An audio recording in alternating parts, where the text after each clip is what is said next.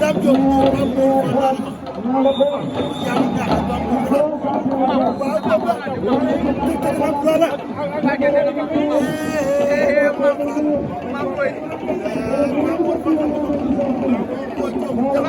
maam la andi na ñaar bu ndaw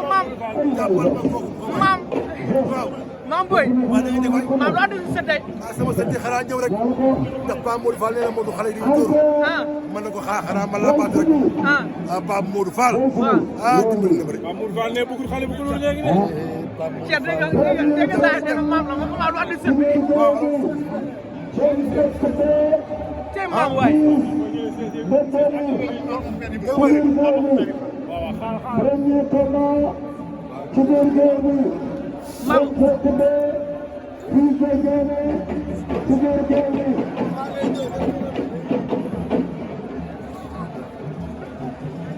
mari li ma la wax dem yóbbal ma ko Pape Modou Fall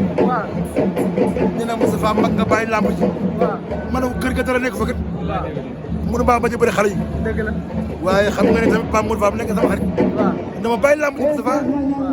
bu jeexee nga ñëw liggéey si moo tax Pape Modou Fall directeur de l'emploi mën naa liggéey rek boo xam ne 4 heures du matin lay yeewu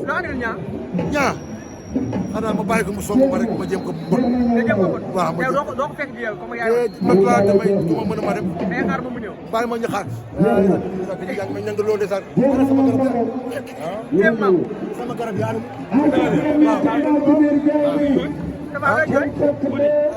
damay jooy te Pape Modou Fall ma ko daan loo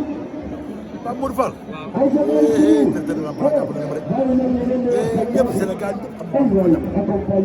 kenn àndut ak man kenn àndut ak man dañu xam mag laa xale yi laa àndal xale yi may jéggi dégg nga nii te jigéen yaa ñëw ñu tànn xale yi